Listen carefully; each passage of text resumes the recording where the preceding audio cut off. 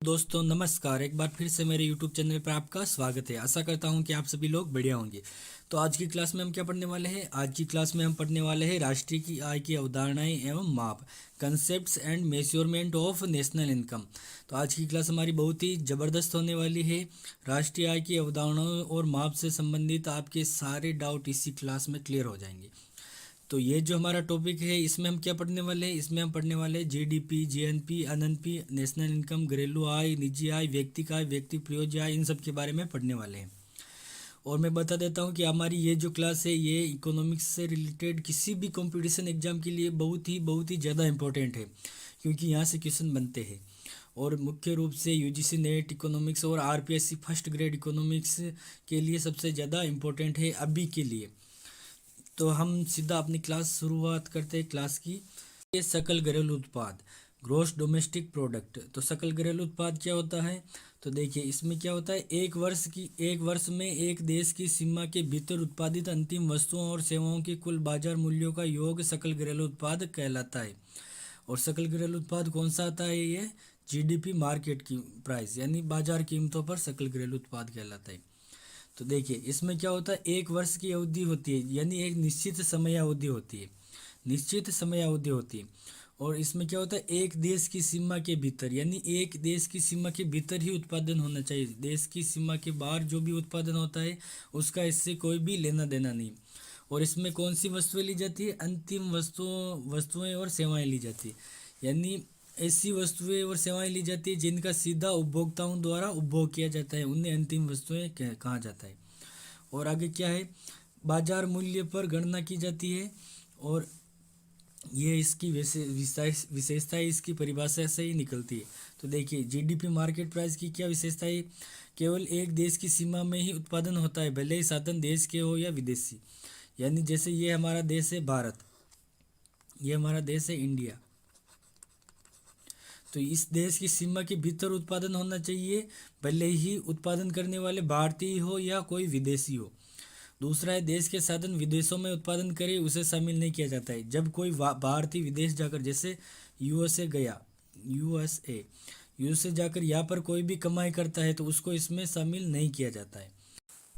अब देखिए हमारी तीसरी विशेषता क्या है, सभी वस्तुओं का मूल्य नहीं, केवल अंतिम वस्तुओं का मूल्य शामिल किया जाता है। यानी ऐसी वस्तुओं का मूल्य शामिल किया जाता है जिनका सीधा उपभोग किया जाता है, और ऐसी वस्तुओं को शामिल नहीं किया जाता है जिनका उपयोग दूसरी वस्तुओं के उत्पादन में किया जाता है। जैसे कपास है, तो कपास का मूल्य शामिल नहीं किया जाता है, कपास का मूल्य शामिल नहीं किया जाता है, क्योंकि कपास से क्या बनेगा? कपड़ा बनेगा, तो इस कपड़े का मूल्य शामिल किया जाएगा। तो कपास का जो भी मूल्य है वो कपड़े में वैसे ही आ जाएगा। अब हमारी चौथी विशेषता क्या है? निश्चित समयावधि होती है। और इसमें देखिए 2015 से भारत में जीडीपी निकालने के लिए जीवीए को ज्ञात किया जाता है। देखिए 2015 से भारत में जीडीपी कैसे ज्ञात की जाती है? जी जीवीए मेथड से, ग्रोस वैल्यू एडेड, यानी प्रत्येक स्तर पर सकल मूल्य समृद्धि ज्ञात की जाती है। यानी उत्पादन की अलग अलग स्टेप होती, पहली स्टेप, दूसरी स्टेप, तीसरी स्टेप। तो पहली स्टेप से दूसरी, दूसरी से तीसरी, एक से एक आगे बढ़ते जाते हैं स्टेप। तो जैसे जैसे अंतिम वस्तु की ओर बढ़ते जाते हैं तो प्रत्येक स्तर पर हमारी कुछ न कुछ मूल्य वृद्धि होती।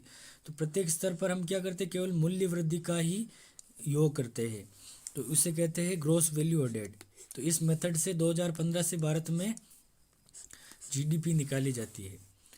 तो ये था हमारा सकल घरेलू उत्पाद।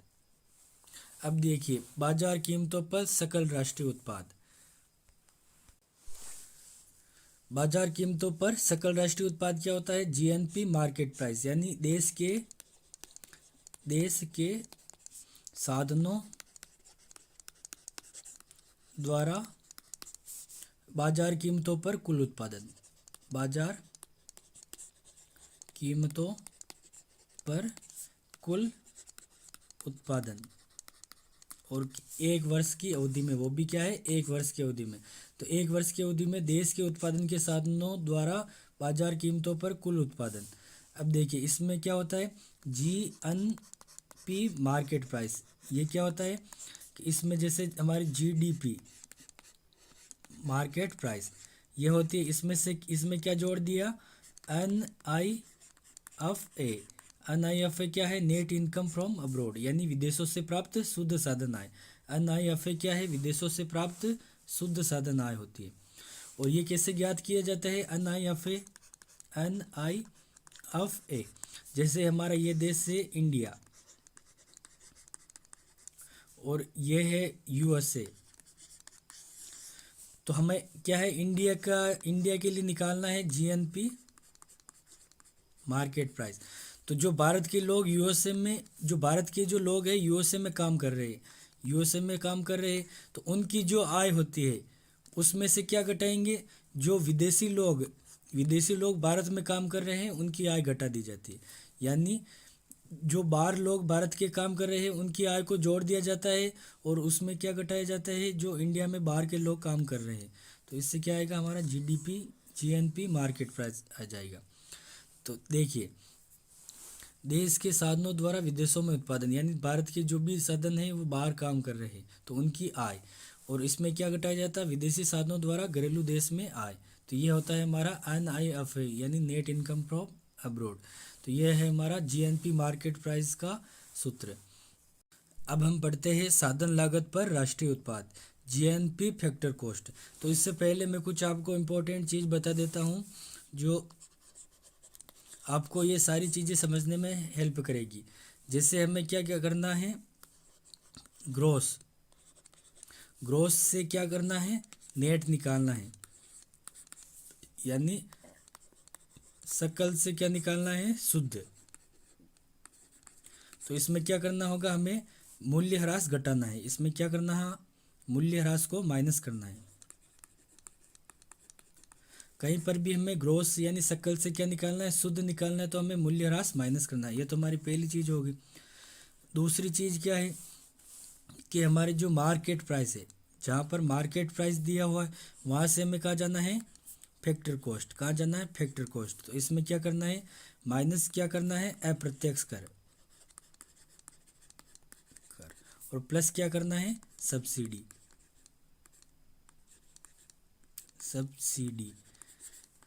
तो मार्केट प्राइस से फैक्टर कॉस्ट जानने के लिए अप्रत्यक्ष कर को माइनस करेंगे और प्लस क्या करेंगे, सब्सिडी। ये हमारा दूसरा पॉइंट है।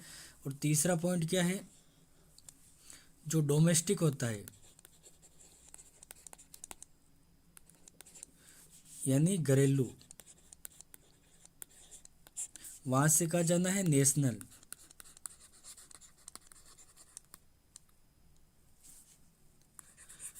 यानी राष्ट्रीय।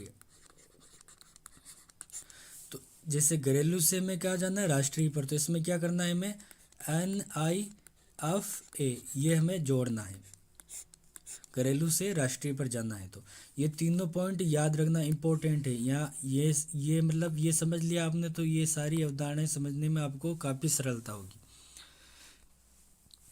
तो अब देखिए, अब हम देखते हैं साधन लागत पर राष्ट्रीय उत्पाद यानी GNP फैक्टर कॉस्ट। तो ये क्या होता है, GNP मार्केट प्राइस। अब ये मार्केट प्राइस से कहाँ जाना है, हमें फैक्टर कॉस्ट पर जाना है। तो इसमें क्या करना है, माइनस तो अप्रत्यक्ष करना है, अप्रत्यक्ष कर, और प्लस क्या करना है, हमें सब्सिडी। GNP मार्केट प्राइस में माइनस तो करना है अप्रत्यक्ष कर और प्लस करना है सब्सिडी। तो हमारा GNP फैक्टर कॉस्ट आ जाएगा, यानी साधन लागत पर शुद्ध सकल राष्ट्रीय उत्पाद। अब देखिए, अब हम क्या, इसी का दूसरा फॉर्मूला है। जैसे ये हमारा GDP मार्केट प्राइस और प्लस NIFA, और इसमें क्या है, माइनस अप्रत्यक्ष कर और प्लस सब्सिडी। तो देखिए, हमारा ये जो पहला फॉर्मूला है और ये दूसरा फॉर्मूला, ये दोनों सेम ही है। ये जो मैंने यह लिखा है, ये पहला फॉर्मूला और ये दूसरा फॉर्मूला दोनों सेम ही है। इसमें देखिए, अप्रत्यक्ष कर माइनस दोनों में कर रखा है और प्लस सब्सिडी दोनों में कर रखा है। ये तो दोनों में है, अप्रत्यक्ष कर और सब्सिडी ये दोनों में सेम है।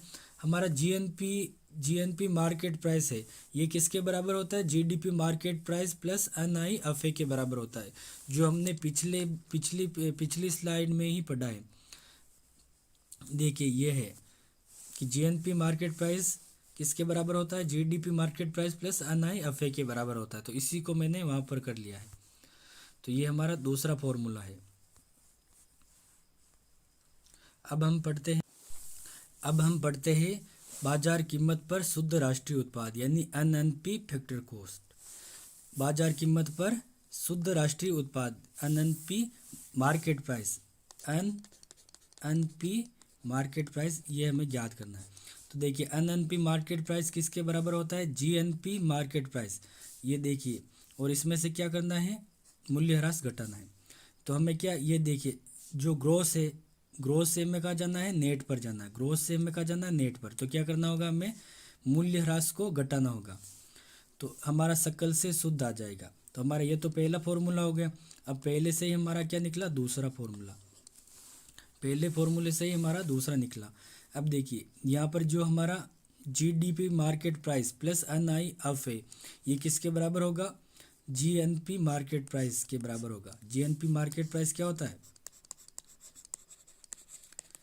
जीडीपी मार्केट प्राइस प्लस एनआईएफए होता है। तो ये दोनों तो इसके बराबर हो गई, और माइनस इसमें क्या कर दिया? मूल्यह्रास। तो ये हमारा दूसरा फॉर्मूला। अब हमारा तीसरा फॉर्मूला क्या है? तीसरा फॉर्मूला हम समझते हैं। तो हमें क्या निकालना है? NNP market price. तो ये जैसे पहला फॉर्मूला था हमारा जीएनपी मार्केट प्राइस माइनस मूल्यह्रास है, ठीक। तो अब देखिए जीएनपी मार्केट प्राइस और किसके बराबर हो सकता है वो देखना है हमें। तो देखिए एक तो हमारा है जैसे जीएनपी मार्केट प्राइस, और एक होता है हमारा जीएनपी फैक्टर कॉस्ट। तो देखिए जीएनपी मार्केट प्राइस से हमें क्या करना है? फैक्टर कॉस्ट निकालना है। तो हमें क्या करना है?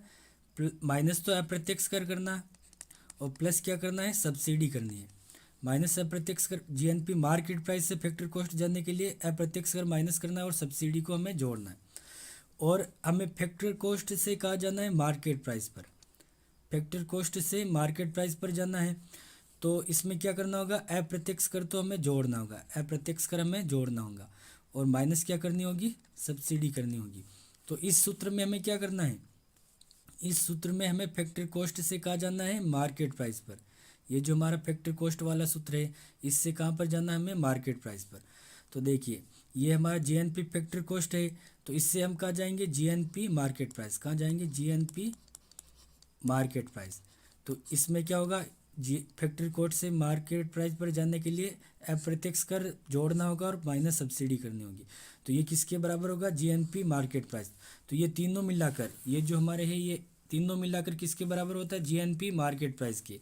और इसमें और क्या घटाना है? मूल्यह्रास। तो ये मूल्यह्रास वापस घटा दिया। तो ये हमारा इस प्रकार तीसरा सूत्र आया है। अब देखिए अब हम समझते हैं साधन लागत पर शुद्ध राष्ट्रीय उत्पाद यानी एनएनपी फैक्टर कॉस्ट। साधन लागत पर शुद्ध राष्ट्रीय उत्पाद, इसी को हम क्या कहते हैं? राष्ट्रीय आय। जो साधन लागत पर शुद्ध राष्ट्रीय उत्पाद होता है उससे ही हम क्या कहते हैं? राष्ट्रीय आय। तो हमारा पहला सूत्र क्या है एनएनपी फैक्टर कॉस्ट का? कि एनएनपी मार्केट प्राइस। अब देखिए यहाँ पर क्या है? Market price. तो बाजार कीमत पर शुद्ध राष्ट्रीय उत्पाद, इससे हमें क्या जानना है? साधन लागत पर तो हमें क्या करना है? अप्रत्यक्ष कर को घटाना है और सब्सिडी को जोड़ना है। ये तो हमारा पहला सूत्र हो गया कि मार्केट प्राइस से फैक्टर कॉस्ट पर गए तो अप्रत्यक्ष कर को घटाया और सब्सिडी को जोड़ा। अब देखिए हमारे दूसरे सूत्र में क्या है कि एनएनपी मार्केट प्राइस, इसी की जगह हमने क्या लिख लिया? जीएनपी मार्केट प्राइस, और इसमें से मूल्यह्रास घटा दिया। ये देखिए इसमें क्या है हमारा? ये ग्रोस है, ग्रोस है, और इसमें क्या है हमारा? ये नेट है। तो इसीलिए ग्रोस में हमने क्या किया? मूल्यह्रास घटाया, तो ये हमारा नेट के बराबर ही होगा। तो इसकी जगह ये दोनों होंगे। बाकी माइनस अप्रत्यक्ष कर और प्लस सब्सिडी इसमें भी आ गया। तो इस प्रकार ये हमारे दो फॉर्मूले हो गए। अब देखिए अब हमारा तीसरा सूत्र क्या है? ये हमारा तीसरा सूत्र है। इसमें क्या है कि जीडीपी मार्केट प्राइस और प्लस एनआईएफए, ये किसके बराबर है? जीएनपी मार्केट प्राइस के बराबर ही है। कि ये हमें क्या है? जैसे ये हमारा डोमेस्टिक है, डोमेस्टिक से हम कहाँ गए? नेशनल पर गए। डोमेस्टिक से हम कहाँ गए, नेशनल पर गए, तो हमने क्या किया, NIFA जोड़ दिया। बाकी सेम वैसा का वैसा ही मूल्य ह्रास को घटा दिया, माइनस अप्रत्यक्ष कर और प्लस सब्सिडी कर दिया। तो ये हमारा सेम वैसा का वैसे इसी सूत्र के समान है। तो ये इस प्रकार हमारा राष्ट्रीय आय का सूत्र बनता है। जो हमारा साधन लागत पर शुद्ध राष्ट्रीय उत्पाद होता है उसे हम क्या कहते हैं, राष्ट्रीय आय कहते हैं। तो देखिए मैं आपको पूरी प्रोसेस एक बार फिर से वापस समझा देता हूँ कि सबसे पहला हमारा क्या होता है, GDP मार्केट प्राइस होता है। इसमें हम क्या करेंगे, NIFA जोड़ देंगे, तो ये हमारा क्या आ जाएगा, ये हमारा हो जाएगा GNP आ जाएगा, GNP मार्केट प्राइस आ जाएगा, GNP मार्केट प्राइस आ जाएगा। अब इसमें क्या करना है, इसमें हम करना है माइनस मूल्य ह्रास कर देंगे, माइनस मूल्य ह्रास कर देंगे। तो ये हमारा क्या आ जाएगा, मूल्य ह्रास करेंगे माइनस, तो ग्रोस से हमारा क्या आ जाएगा, नेट आ जाएगा। तो NNP मार्केट प्राइस आ जाएगा, NNP मार्केट प्राइस आ जाएगा। अब हमें क्या करना है, मार्केट प्राइस से कहाँ जाना है, मार्केट प्राइस से हमें जाना है फैक्टर कॉस्ट। तो इसमें क्या करना है, माइनस अप्रत्यक्ष कर और प्लस क्या करना है, सब्सिडी करनी है। तो इसमें क्या आ जाएगा, मार्केट प्राइस की जगह क्या आ जाएगा, factor cost, NNP factor cost आ जाएगा। तो इसी को हम क्या कहते हैं, राष्ट्रीय आय। इसी को हम कहते हैं राष्ट्रीय आय। अब देखिए राष्ट्रीय आय की कुछ विशेषताएं और परिभाषा देख लेते हैं कि एक राष्ट्र की एक वर्ष में आर्थिक क्रियाओं के फलस्वरूप उत्पादित अंतिम वस्तुओं सेवाओं के मौद्रिक मूल्य के योग से होता है। इसमें क्या होता है, जो एक देश के उत्पादन, एक देश है उसके उत्पादन के जो भी साधन हैं उनके द्वारा उत्पादित सभी अंतिम वस्तुओं और सेवाओं के मौद्रिक मूल्य का योग किया जाता है। अब उसमें उत्पादन के साधन देश के ही होने चाहिए, जैसे ये भारत है। अब भारत के उत्पादन के साधन चाहे भारत में उत्पादन करे, चाहे पाकिस्तान में या अमेरिका में उत्पादन करे, कहीं पर भी हो, उनकी जो आय होती है वो राष्ट्रीय आय में सम्मिलित की जाती है, क्योंकि वे भारत के साधन हैं। और जो भी विदेशी साधन है उनकी आय को माइनस कर दिया जाता है। और देखिए राष्ट्रीय आय की गणना किस पर की जाती है, साधन लागत पर। किस पर की जाती है, साधन लागत पर की जाती है। अब देखिए इसमें विदेशों से अर्जित साधन आय को भी सम्मिलित किया जाता है, जिसको हम किस रूप में देखते हैं, NIFA net income from abroad. अब देखिए राष्ट्रीय आय को मुद्रा के रूप में मापा जाता है और हस्तांतरण भुगतान को सम्मिलित नहीं किया जाता है। हस्तांतरण भुगतान जैसे पेंशन, वजीफा, भत्ता, इनको सम्मिलित नहीं किया जाता। ये इंपॉर्टेंट पॉइंट है। तो ये थी हमारी राष्ट्रीय आय की कुछ विशेषताएं। अब हम देखते हैं घरेलू आय। अब देखिए घरेलू आय किसके बराबर होता है, घरेलू आय मतलब क्या है, डोमेस्टिक इनकम साधन लागत पर शुद्ध घरेलू उत्पाद, साधन लागत पर शुद्ध घरेलू उत्पाद यानी NDP फैक्टर कॉस्ट। तो घरेलू आय या साधन लागत पर शुद्ध घरेलू उत्पाद क्या होता है, तो इसमें क्या होता है, घरेलू आय में राष्ट्रीय आय में से विदेशों से प्राप्त शुद्ध साधन आय को घटा दिया जाता है, national income minus NIFA net income from abroad, इसको घटा दिया जाता है। तो हमारा क्या आता है, NDP फैक्टर कॉस्ट आता है। अब देखिए राष्ट्रीय आय में तो हमारा क्या है, NIFA शामिल होता है, यानी विदेशों से प्राप्त शुद्ध साधन आय सम्मिलित होती है, लेकिन जो हमारा NDP फैक्टर कॉस्ट या घरेलू आय में इसमें शामिल नहीं होती है। इसमें ये ध्यान रखना है हमें। तो देखिए इसमें हमारा ये तो हमारा पहला सूत्र हो गया। अब इसके सूत्र निकालते हैं। हमें क्या निकालना है, NDP फैक्टर कॉस्ट निकालना है। तो हम GDP से निकालते हैं। जैसे हमारा है GDP मार्केट प्राइस, इसमें से अगर हम माइनस क्या कर दें, मूल्य ह्रास, तो मूल्य ह्रास करेंगे तो क्या आएगा, G से हमारा क्या आ जाएगा, अन आ जाएगा। क्या आ जाएगा, NDP ये आ जाएगा। और अब NDP मार्केट प्राइस आ जाएगा।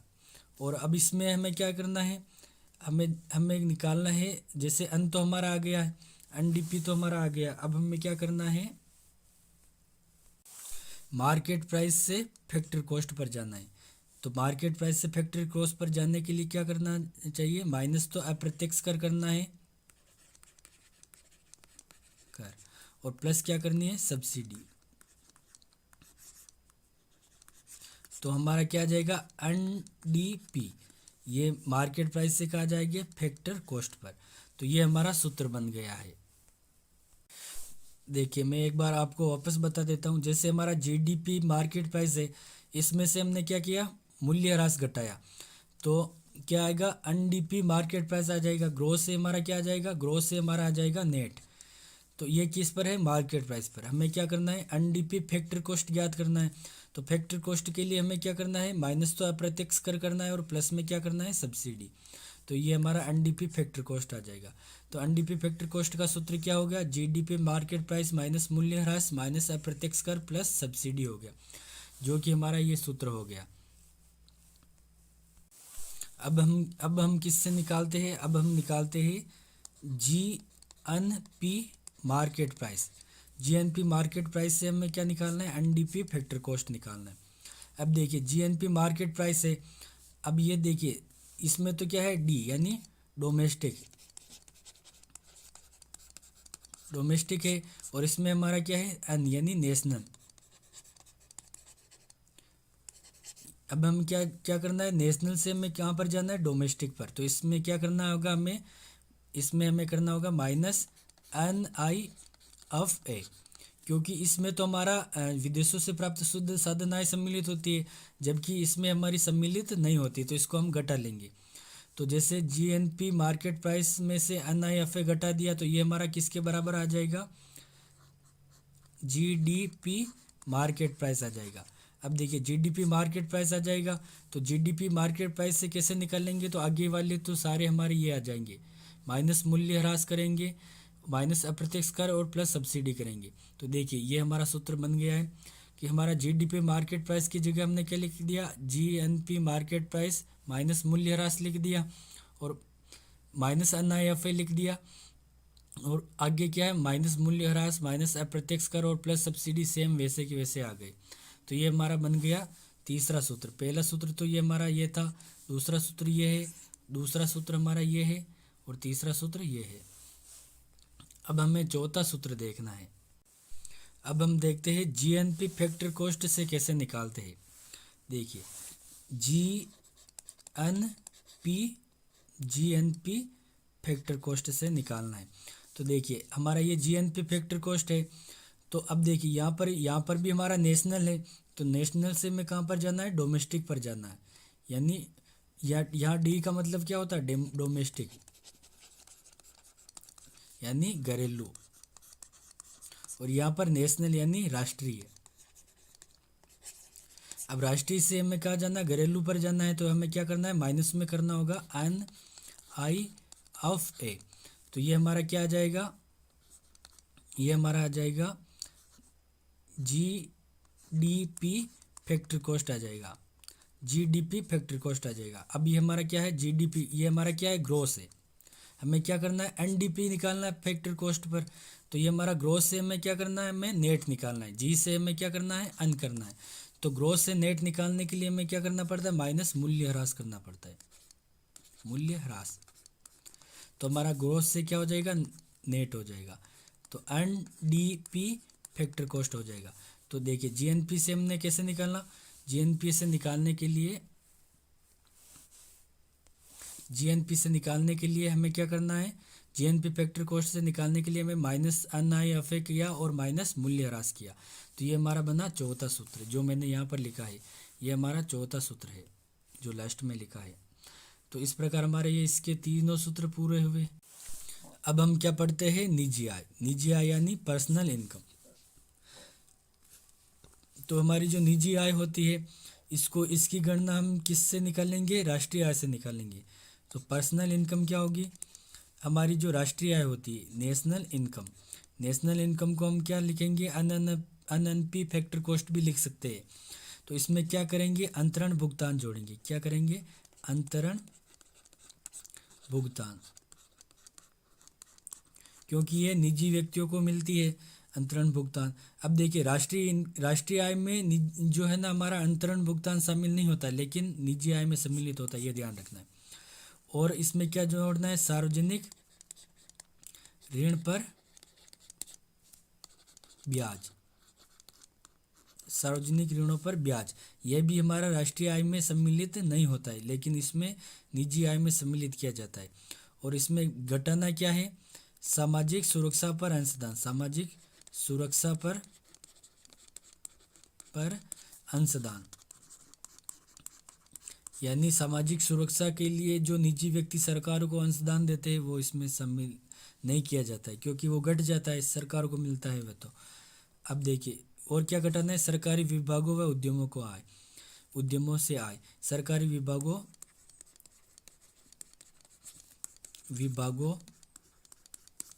व उद्यमों से आय, ये भी सरकार को मिलती है, इसलिए इसको घटा दिया जाता है। तो राष्ट्रीय आय में से क्या घटाना है, अंतरण भुगतान, राष्ट्रीय आय में अंतरण भुगतान जोड़ना है, क्योंकि इसको राष्ट्रीय आय में पहले सम्मिलित नहीं किया जाता है। और सार्वजनिक ऋणों पर ब्याज को भी जोड़ना है। अब देखिए घटाना क्या है, घटाना है सामाजिक सुरक्षा पर अंशदान, क्योंकि ये निजी व्यक्तियों से सरकार को मिलता है। और सरकारी विभागों व उद्यमों से आय, ये भी सरकार को मिलता है। तो इस प्रकार ये हमारी निजी आय पूरी हुई। अब हम देखते हैं व्यक्तिगत आय और राष्ट्रीय आय में क्या अंतर है। तो देखिए राष्ट्रीय आय यानी नेशनल इनकम और व्यक्तिगत आय यानी पर्सनल इनकम। राष्ट्रीय आय इसका संबंध सार्वजनिक तथा निजी क्षेत्र की आय से होता है। अब देखिए राष्ट्रीय आय में सार्वजनिक क्षेत्र की आय यानी सरकारी आय और निजी आय दोनों सम्मिलित होते हैं, जबकि व्यक्तिगत आय में सरकारी क्षेत्र की आय को शामिल नहीं किया जाता है। यह एक प्राप्ति की धारणा है और इसमें सरकारी क्षेत्र की आय को सम्मिलित नहीं किया जाता। जो भी सरकार को मिलता है उसको सबको घटा दिया जाता है। इसमें हस्तांतरण आय शामिल नहीं होती, ये हमने पहले भी पढ़ा है। इसमें हस्तांतरण भुगतान को शामिल नहीं किया जाता है, जबकि इसमें परिवारों और व्यक्तियों की हस्तांतरण आय सम्मिलित की जाती है, व्यक्तिगत आय में सम्मिलित की जाती है। इसमें राष्ट्रीय ऋणों पर ब्याज शामिल नहीं होता है। राष्ट्रीय ऋणों पर जो भी ब्याज मिलते हैं, मतलब सरकार जो भी ऋण लेते हैं उस पर जो ब्याज होता है वो इसमें शामिल नहीं किया जाता है, जबकि इसमें व्यक्तिगत आय में शामिल किया जाता है, क्योंकि ये निजी व्यक्तियों को मिलता है।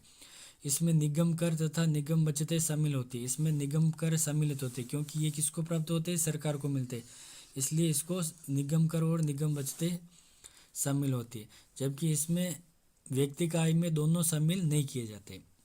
तो ये दोनों में अंतर है। अब देखिए व्यक्तिगत आय और व्यक्तिगत प्रयोज्य आय देख लेते हैं। तो व्यक्तिगत आय क्या होती है, निजी आय जो हमारी होती है, जो हमने पिछले पेज पर पढ़ा है। तो निजी आय में अवितरित निगम लाभ को घटा देंगे और लाभ कर को भी घटा देंगे। तो अवितरित निगम लाभ और लाभ कर ये दोनों घटा देंगे, तो ये हमारी क्या आ जाएगी, व्यक्तिगत यानी पर्सनल इनकम आ जाएगी। अब देखिए व्यक्तिगत प्रयोज्य